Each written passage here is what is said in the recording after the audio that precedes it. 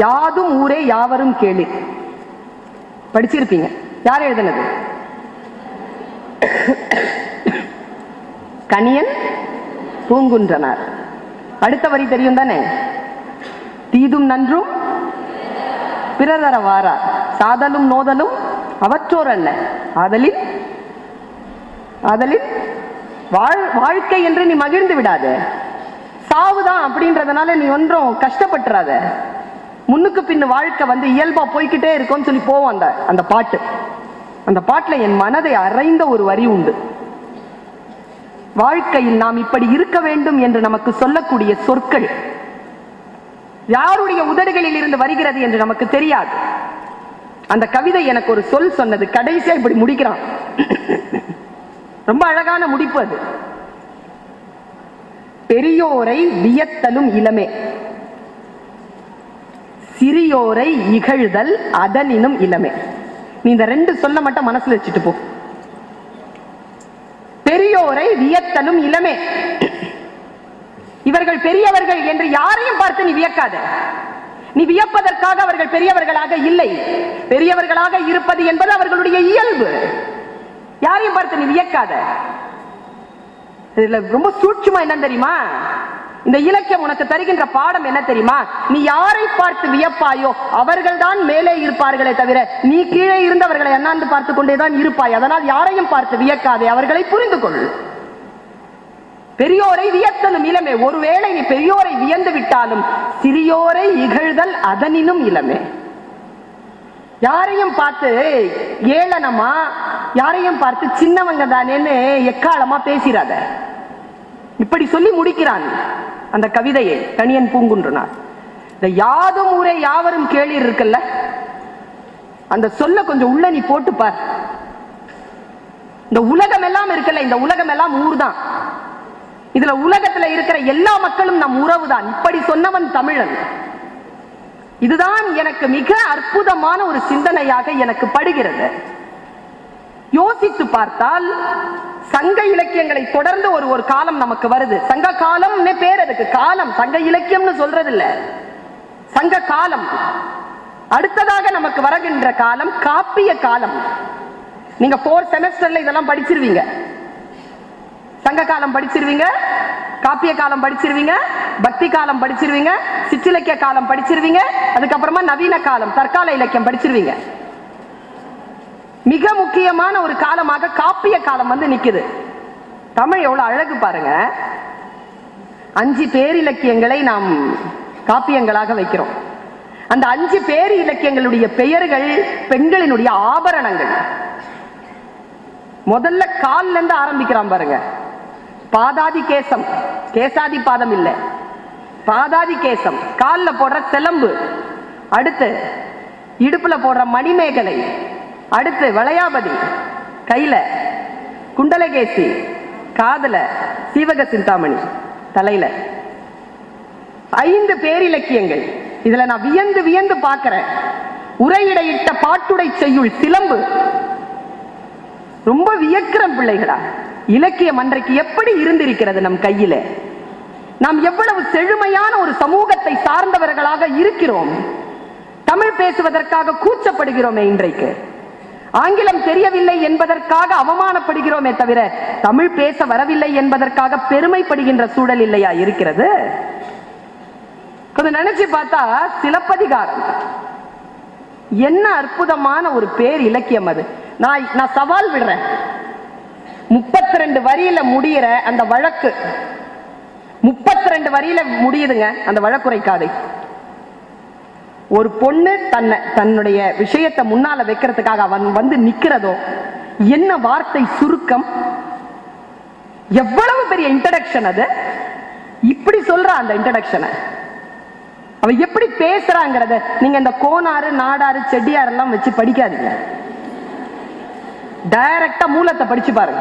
4 வாட்டி படிங்க, 5வது வாட்டி புரியும். அதான் தமிழ்.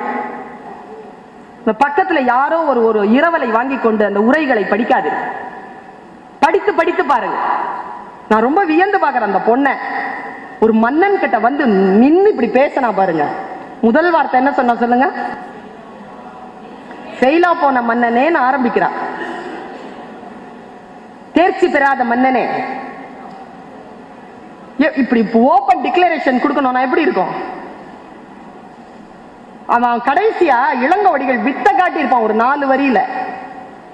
அவன் எப்படி கூடலான் கூட ஆயினான் அப்படின்னு முடியும். அது மெய்யில் பொடியும் கையில் தனிச்சிலம்பும் என்று ஆரம்பிக்கக்கூடிய அந்த பாட்டு முழுமையான விஷயத்தை அப்படி படம் போட்டு விஷுவலைசேஷன் நீங்க படிக்கணுமா?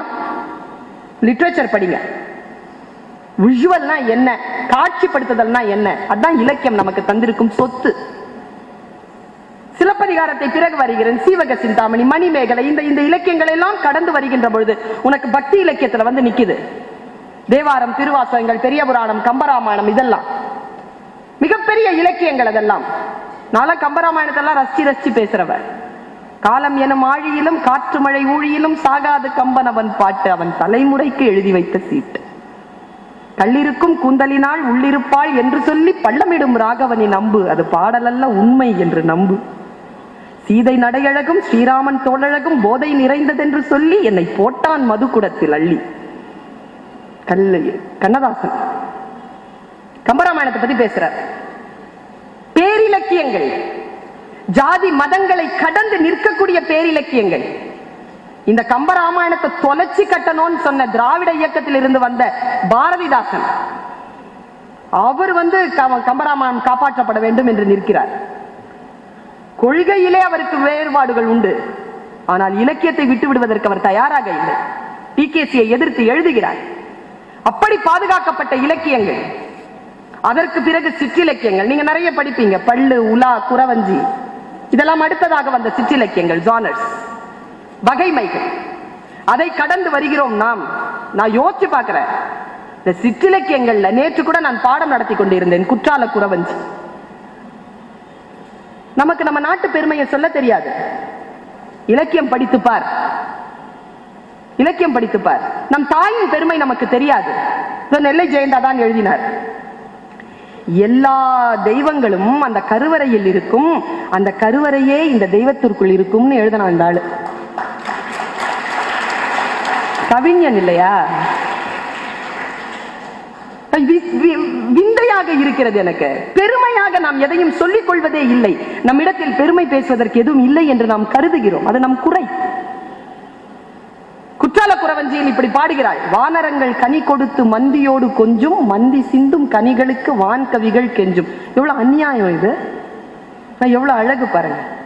முதல்ல குரங்கு தான் சாப்பிட்றத வேற யாருக்கும் கொடுக்காது. ஆனா அந்த ஊர்ல ஆண் குரங்கு தன் பெண் குரங்குக்கு பழத்தை கொண்டு போய் கொடுக்குதான், கெஞ்சி கெஞ்சி கொடுக்குதான், கொஞ்சி கொஞ்சி கொடுக்குதான். வானரங்கள் கனி, வானரம்னா ஆண் குரங்கு, மந்தினா பெண் குரங்கு. வானரங்கள் கனி கொடுத்து மந்தியோடு கொஞ்சும். சரி, அந்த குரங்கு தானே நம்மள மாதிரி ஒழுக்கமாவா சாப்பிடும்? சிந்தி சிந்தி தானே சாப்பிடும். அப்படி அது சிந்துதான் பழங்களை. வாயில இருந்து அந்த பழக்கோதுகள் சிந்தும் பொழுது வானத்தில் இருந்து வந்த தேவர்கள் கியூ கட்டி நின்று எனக்கு கொஞ்சம் எனக்கு கொஞ்சம் சிந்திர கனிகளை கையேந்துறாங்களாம். அப்படிப்பட்ட ஊரா அந்த ஊர். வானரங்கள் கனி கொடுத்து மந்தியோடு கொஞ்சும், மந்தி சிந்தும் கனிகளுக்கு வான் கவிகள் கெஞ்சும். காணவர்கள் விழியறிந்து வானவரை அழைப்பர், ககன சித்தர் வந்து வந்து காய சித்தி விளைப்பர். தேனருவி திரை எழும்பி வானின் வழி ஒழுகும், செங்கதிரோன் பரிக்காலும் தேர்க்காலும் வழுகும். என்ன சிந்தனைங்க அது! அப்படியே தண்ணி இருக்குல்ல, தண்ணி மேல இருந்து இப்படி கீழே விழுதுல்ல, விழற தண்ணி தெரிச்சு வானத்துக்கு போகுதான். வானத்துல இந்த நம்ம சூரிய பகவான் இருக்காருல்ல, அவர் தேர் பூட்டி சக்கரத்தோட ஓட்டிக்கிட்டு இருக்கிறார். இந்த தண்ணி போனதுனால அந்த சூரியனுடைய தேர்காலும் அவன் குதிரை காலும் வழுக்கிருச்சம்மா. செங்கதிரோன் பரிக்காலும் தேர்காலும் வழுகும், கூனலிலம் பிறை முடித்த வேணி அலங்காரர், குற்றால திரிகூட மலையங்கள் மலையே என்று பேசுகிறாள் குறத்தி. நீங்க அப்படியே கீழே இறங்கி வாங்க. நவீன இலக்கியம், நவீன இலக்கியத்தில் நான் ரொம்ப வியந்து வியந்து பாக்குறேங்க. உரைநடை எவ்வளவு பெரிய புரட்சி தெரியுமா நம் நாட்டுல வந்தது. கவிதை, நாவல், சிறுகதைகள், இதையெல்லாம் இன்றைக்கு மிகப்பெரிய புரட்சிகரமான சிந்தனைகளை முன்னெடுப்பதற்கான இலக்கிய வகைமைகள். எது வேண்டுமானாலும் சொல்லலாம் இந்த கவிதைகளில். நான் வியந்து பார்க்கிறேன். ஓதாமல் ஒரு நாளும் இருக்க வேண்டாம் அப்படின்னு சொன்னதனால பள்ளிக்கூடத்துக்கு போகாத ஒரு மனிதரை சொல்றேன். அவர் பேர் ராமலிங்க வள்ளலார். பள்ளிக்கூடத்துக்கு போக மாட்டேன்ட்டார். ஏன்னு கேட்டா, என்ன வேண்டாம் வேண்டாம்னு சொல்ற, நெகட்டிவா சொன்ன போக மாட்டேன்ட்டார். இப்ப வேணும் வேணும்னு சொன்னா என்னன்னு சொல்லு. அவர் எழுதினார், உள்ளொன்று வைத்து புறமொன்று பேசுவார்தம் உறவு கலவாமை வேண்டும். அப்பதான் எழுதினார். அவர் 13 வயசு திருவருட்பாவல அவர் எழுத தொடங்கும் போது எழுதுறார். அதை பின்பற்றி தான் பாரதி எழுதுகிறான். மனதில் உறுதி வேண்டும், வாக்கினிலை இனிமை வேண்டும். பாரதியை படிங்கள், அதற்கு பிறகு பாரதிதாசனை படிங்கள், நாமக்கல்லாரை படிங்கள், தேசிய விநாயகரை படியுங்கள். இலக்கியங்கள் இப்படிப்பட்ட ஒரு ரூட்ல இப்படி வருது. இன்றைக்கு தற்கால இலக்கியங்கள். குழந்தைகளை நான் ஒன்று சொல்லுகிறேன், பெண் குழந்தைகளாக இருப்பதனால், இன்னும் ஒரு 3 நிமிடத்திற்குள் நான் முடிக்கிறேன். பெண் குழந்தைகளாக இருப்பதனால் உங்களுக்கு சொல்கிறேன், கவிதையையும் இலக்கியத்தையும் படிப்பதற்கு பயிற்சி எடுத்துக் கொள்ளுங்கள். ஏனென்றால் கவிதையை புரிந்து கொள்ளக்கூடிய பெண்களை பார்த்து இந்த உலகம் அச்சப்படுகிறது. அப்படின்னு நீ சொல்லவே மாட்ட. ஏன் அப்படின்னு கேட்ப. why not அப்படின்னு நீ கேட்கணும்னா கவிதை புரியணும் உனக்கு. இந்த பஸ்ல தான் ஒரு பெருங்களத்தூருக்கு போறேன் நான். பஸ்ல 2 பேர் உட்காந்துருக்காங்க. ஒரு 20 வயசு பையன், ஒரு 18 வயசு பொண்ணு. அவருக்கு 20, இவங்களுக்கு 18. நான் நின்றுட்டு போறேன். மகளிர்னு எழுதியிருக்க, அந்த பையன் உட்காந்துருக்கான். சரி உட்காந்து தொலையட்டோன்னு நான் உட்காந்துட்டே இருந்தேன். அந்த பையன் சொல்றான் அந்த பொண்ணு கிட்ட, கேள. அந்த பொண்ணு கேட்கவே இல்லை, காதல் ஏதோ வச்சிட்டு இருக்கு. கேள, நான் இவ்வளோ கேட்கறானே அப்படிங்கிறதுனால நான் கேட்டேன். சரி ஏதோ கேட்கறானே, என்னதான் சொல்ற, சொல்லி தொலை, எனக்கும் நேரம் கிடக்கணும்ல, சொல்லு. அப்புறமா அவ திரும்பி பார்த்தா, அவகிட்ட தான் சொல்றான், நீ ரொம்ப அழகா இருக்க. இவ்வளவுதான் பேச்சு.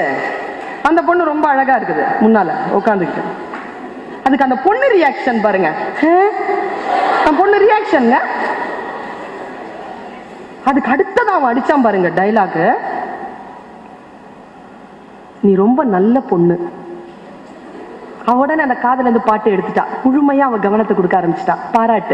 பாராட்டுக்கு சாயரா பாருங்க, நீ ரொம்ப நல்ல பொண்ணு. அதே ரியாக்ஷன்.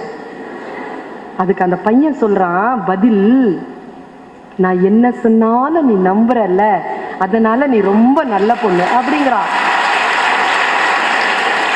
நான் நினைச்சு பார்த்தேன், இப்ப என் கிட்ட யாராவது இப்படி சொன்னா நான் என்ன செய்வேன்? நெஞ்சில ஏறி மூஞ்சில மிதிப்பேன் நான். ஏன்? எனக்கு கவிதை தெரியும், எனக்கு சொன்னால் விஷயங்கள் புரியும். புரிகின்ற பிள்ளைகள் தவறாக எந்த ஒரு விஷயத்தையும் மேற்கொள்வது கிடையாது. அதனால் தான் சொல்லுகிறேன், இன்றைக்கு நவீன இலக்கியங்களில் பெண் இலக்கியங்கள் வந்துருச்சு, தலித் இலக்கியங்கள் வந்துருச்சு. என்ன அர்த்தம் தெரியுமா? தலித் இலக்கியங்களுக்கான அர்த்தம் சொல்கிறேன் நான், பெண் இலக்கியத்திற்கான அர்த்தம் சொல்கிறேன் நான். தாழ்த்தப்பட்ட, பிற்படுத்தப்பட்ட, மார்ஜினலைஸ், விளிம்பு நிலையில் இருக்கக்கூடிய மக்களினுடைய அவலங்களை எழுதக்கூடிய ஒரு சூழல் இருக்கின்ற பொழுது, நீ அவலங்களை மட்டும் எழுதிவிட முடியாது, என் அழகியலையும் எழுது என்று வந்து நின்றதுதான் தலித் இலக்கியம். மாற்றி யோசித்தார்கள். பெண்களை போக பொருளாக வைத்துக் கொண்டிருக்கின்ற பொழுது அதை அப்படி தூக்கி நிறுத்தி வேறு விதமாக சிந்திக்க வைத்தார்கள். இந்த இலக்கியங்களை, இந்த பேரிலக்கியங்களை படியுங்கள். வாசிக்க நான் சொல்லுகிறேன் குழந்தைகளே, இந்த கல்லூரியிலேயே 2 இடத்தை, வகுப்பறைகளையும் லெபார்டரியும் தவிர்த்து இன்னும் 2 இடங்களை சொல்கிறேன். இந்த 2 இடங்களை நீ பயன்படுத்து, முழுமையா பயன்படுத்து. ஒன்று விளையாட்டு திடல், மற்றொன்று நூலகம். இந்த 2த்தையும் நீ பயன்படுத்திப்பார். உடலையும் உள்ளத்தையும் ஆரோக்கியமாக வைத்திருக்கக்கூடிய இலக்கியங்கள் எத்தனை இருக்கு தெரியுமா? எத்தனை விஷயங்கள் இருக்கு தெரியுமா? அழகியலோடு இருக்கிறது, போராட்டங்களோடு இருக்கிறது. நம்முடைய வாழ்க்கையை நமக்கு அறிமுகம் செய்யக்கூடிய அத்தனை விஷயங்களும் பொங்கி பொங்கி கிடக்கக்கூடிய இடம். ரொம்ப அழகியலா ஒரு கவிதை சொல்கிறேன். ரொம்ப அழகா ஒரு இளைஞனுடைய ரொம்ப அழகா ஒரு விஷயத்தை அப்படி சொல்லிட்டு போறான் ஒருத்தன். ரொம்ப பியூட்டிஃபுல்லா சொல்லிட்டு போறான். எனக்கு ரொம்ப பிடிச்சது அந்த கவிதை. எப்படி அப்படி எழுதுன? அவன் வயசு வலி அவன் எழுதினான். என் வகுப்புல தான் எழுதினான், 9வது வகுப்பு, 9th ஸ்டாண்டர்ட். இப்படி எழுத முடியுமா? அவன் தற்கொலை செய்து கொண்டு இறந்து விட்டான். அந்த குழந்தை ஒரு வருஷத்திலே செத்துட்டான். அவன் 9வது வகுப்புல எழுதுற கவிதையை நான் சொல்றேன். என் வகுப்புல தான் இருந்தான், அடங்கவே மாட்டான். அடங்கவே மாட்டான், ஏதாவது எழுதிட்டே இருப்பான். கொண்டு வந்து காட்டினான் பாருங்க, எனக்கு பேரிலக்கியமாக படுகிறது அது. அவன் வாழ்க்கை அவன் சொன்னான். 4 வித பண்புகளும் இருக்கும். 14 வயசுங்க. 4 வித பண்புகளும் இருக்கும். அவள் நாவரசைய 4 முறை பிறக்கும். 14 வயசு எழுதுது. 4 வித பண்புகளும் இருக்கும். அவள் நாவசைய 4 முறை பிறக்கும். விழி சந்திரனோ சூரியனோ என்று தினம் மையமெழ கண்களிலே ஜாடை பல தெரிக்கும், உடல் சிலிர்க்கும். அன்றொரு நாள் பெண்ணவளை பார்த்தேன், அந்த பெண்ணழகை கண்டு மனம் வேர்த்தேன். அட பீடி வாங்க காசு இல்லை, பென்சு வண்டி யோசனையா என்று மனம் சொல்லிவிட மறந்தேன், உடனே இறந்தேன்னு எழுதியிருந்தாங்க. என்னங்க செய்யறது இவன? நான் வெளியில கூப்பிட்டு கேட்டேன், என்னடா கவிதை இது, யாரா இது, என்ன கவிதை இதுன்னு. பேரு சுஜாதா மிஸ் +2 சொன்னாங்க.